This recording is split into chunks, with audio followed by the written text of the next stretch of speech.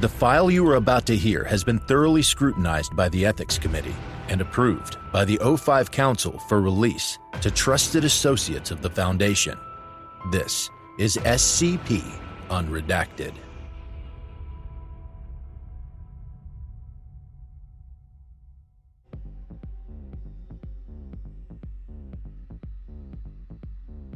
You think I look okay? Sheldon spread his arms to the two pairs of fiends in front of him. He wore his best double-breasted suit and festive ice blue bow tie to work that day in anticipation of this. Have to say, it's been a while since I've been this kind of nervous. I think you look just fine. Absolutely adorable, Astia said as she leaned down to pat Sheldon's back supportively. Et me capula. There's no reason to worry. If someone so much as harms a hair on your mortal head, I will personally tear the tongues from their throats and hang them with it. She smiled sweetly and rubbed small comforting circles on Sheldon's upper back. Sheldon blinked. Was that meant to be figurative? Astia's smile deepened, and Sheldon could not help but notice just how menacingly sharp her claws felt, and the Solus Deus Ignoscit tattoo on her chest. Only God forgives. That won't be necessary, Morningstar assured, as he finished running a final check on a rifle he knitted for CQB assignments. I've looked through the reservation list for potential threats, mapped out the entire restaurant, and made several exit strategies. Morningstar folded his rifle and stored it, along with several magazines, in the shoulder rig holster that he kept hidden under his jacket. Adrian smirked. Did you also check the waiting staff's dental records to see if they're hiding a mini nuke and a false tooth? Yes.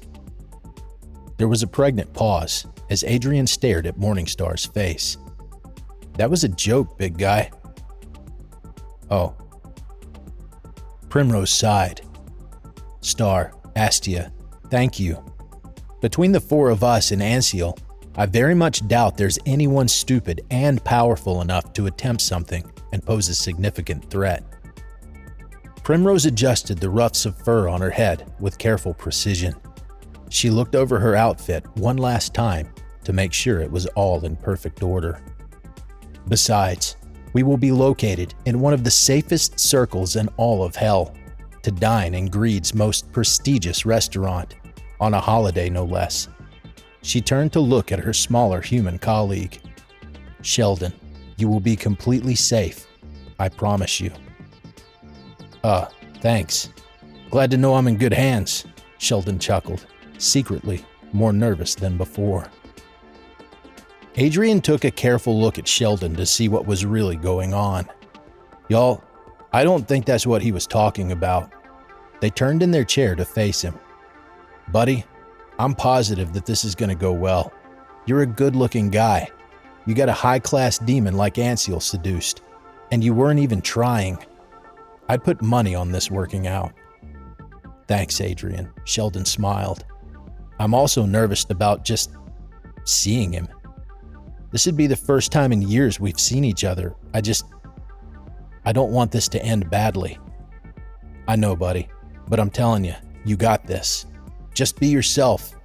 You got this far doing that, right? Sheldon sighed and released the tension in his shoulders he didn't know he was holding. Yeah, you're right. I think I'm ready. Maybe a few glasses of wine will have us feeling ourselves. That's the spirit. Adrian clapped their hands together and stood up. Let's get this show on the road. Agreed. Primrose took that as her cue to open a portal to hell in the middle of the Foundation break room. She closed her eyes and summoned her trident blood rose and all its spiked glory. She held it tightly as it pulsed and perforated her hand. Blood pooled on the ground as Primrose's eyes shot open and glowed a solid bright red. She opened her mouth and began chanting in a language that, to Sheldon Katz, sounded like a whale being murdered with a chainsaw, but in reverse. Primrose levitated slightly and thumbed Blood Rose's hilt against the linoleum floor. Within moments, The blood that pooled on the ground shot forward and extended up in a neat right angle. It split neatly into two and tore a hole from the living worlds straight down into hell. It stood, opaque and shimmering in the break room. Sheldon felt his heart racing. Despite all his years in tactical theology, he had never actually been to hell in person. Once he learned hell was real, he often wondered if he'd end up there at the end of his life, condemned for his occupation with the Foundation, for cavorting and dealing with demons.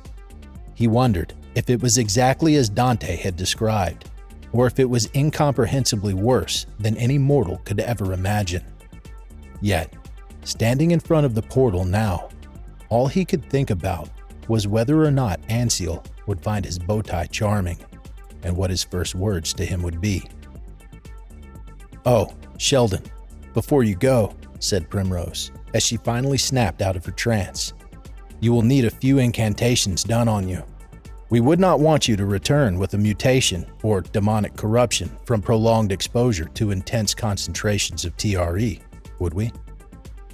"Aw," said Quid, "he would look so cute with horns and hooves," Astia protested.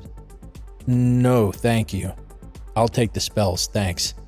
Sheldon quickly accepted the protections Prim offered. He was afraid that Primrose would begin levitating and chanting in the whale torture language again.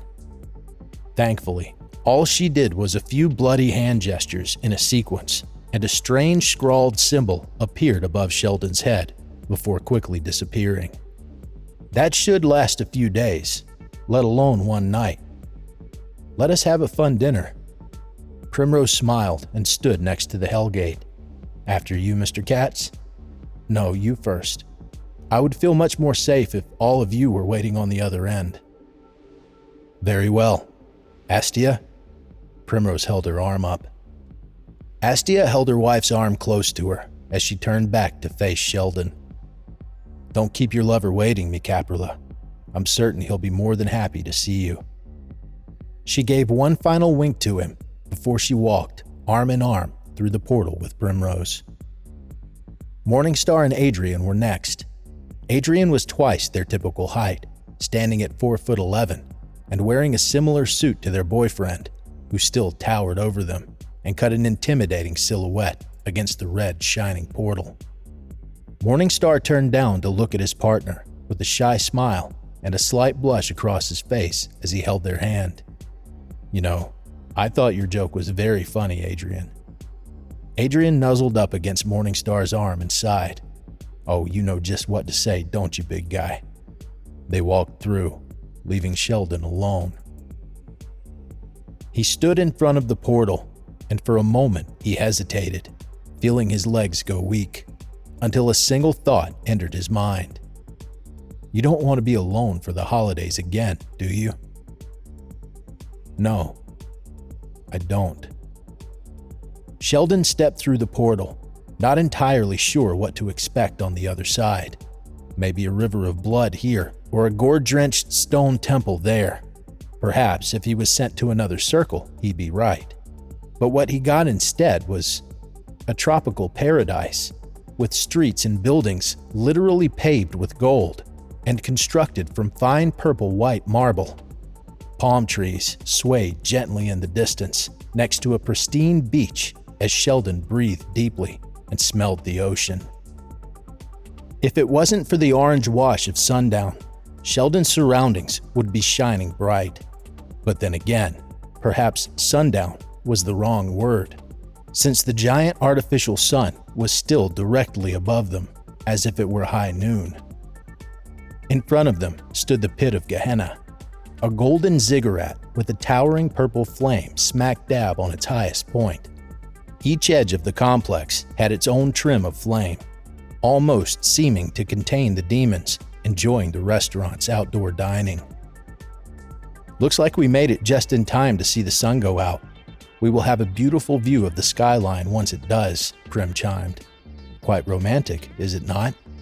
Your date should be waiting for us on the top floor." Sheldon inhaled. "All right. It's showtime." cats didn't know whether a casual legal battle or a proper wine and dine was waiting on the other side of the pit's gold and mahogany double doors that Morningstar held open. So he prepped himself for both.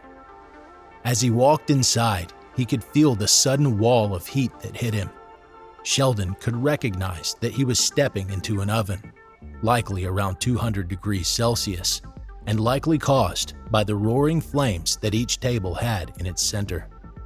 Prim greeted the hostess at the front counter. "Good evening. Primrose Faddish von Trevel, table for 6. One of our party, Mammon Istjer Anseal, should have already arrived." The hostess, an imp in an elegant purple uniform, bowed and smiled. "Ah, the whore of blood. Yes, please allow me to escort you to the elevator to our VIP dining area." She led them to the elevator lobby promptly. As the doors opened and the party stepped in, the hostess gave one last polite bow and wished them all a wonderful evening. Sheldon found a spot near the windows of the elevator cabin and looked out at the view of greed as they slowly traveled up the side of the ziggurat. He looked at the sparkling ocean surrounding the Golden City and tried to calm his nerves. How long had it been since he last saw Anseal? He was still in his early 30s when he was given the assignment to test SCP-738. That was one of his first encounters with the demon, prior even to the creation of tactical theology, when the Foundation realized that deals with devils could be done for their benefit. Would Anseal still be attracted to him now? He was in his 40s, no longer that fresh-faced lawyer with something to prove to his new employers. He had deeper eye bags now, back problems, and hair that he had to dye due to it turning gray from stress. Sheldon struggled to think of himself as any sort of Adonis or prize catch to anyone. Then Sheldon just realized. He didn't even know what Anseal actually looks like, did he? It had completely slipped his mind to ask either Adrian or Primrose as to what form Anseal would take tonight. Sure, he identified as male, but that didn't exactly narrow down the choices any. Would a shape-shifting fallen angel even have a true form to appear in? What shape would he take then? Would he be attempting to romance some amorphous swarm of buzzing flies, some blob of infernal gray goo? For a split second, he thought of the horrifying possibility of Anseal appearing as his first-year contracts professor from law school again. He shuddered in imagined embarrassment. "It will be okay, Sheldon," Primrose patted him on the back assuredly. "You will do yourself no favors by getting worked up. Just try and relax and take your mind off things." Sheldon sighed and leaned against the cabin walls. "You're right. I can't tie myself into knots before this date even starts. I need to think about something else." He tried his best to move his thoughts to something else beyond impending romantic disaster. He thought back to the hostess, and something she said raised a question in his mind. "Primrose, what that imp called you before, the whore of blood, I've heard that title around you before. I don't mean any disrespect, but I'm not quite sure how to interpret that." Primrose could only tilt her head to the side. "What do you mean, Sheldon?" It's the whore part, mostly." Primrose could only look at Sheldon confused, until realization dawned on her. "Oh." Astia snickered under her breath. "For what it's worth, mi Caprula, I thought the same thing when I first met her." "Well," Primrose began, "a whore in hell would be something akin to a sort of royal Renaissance person, a multi-talented individual at the service and betterment of others. The blood part of the title means by sword, pen, or bonds." "Bonds, as in money?" "Well, yes, sometimes, but no," Prim stated before the elevator chimed open. "I meant relationships." Thank you for listening. If you like what you hear, join my Discord community, hire me on Fiverr, or help support me by becoming a patron for as little as $3 a month. Regardless of tier, all patrons get early access to every single episode. The links are in the description. I don't have the talent it takes to write a skip. All I do is read. Original authors make this podcast possible, so credit to the original author. Their link's in the description. Show them some love as well. Consider becoming a member of the SCP Wiki. Upvote their work, and maybe write a skip of your own. Maybe I'll read it here someday. You never know if you never try.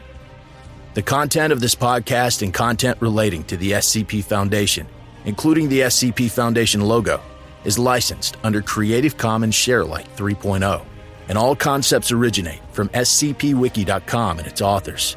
This recording, being derived from this content, is hereby also released under Creative Commons Sharealike 3.0.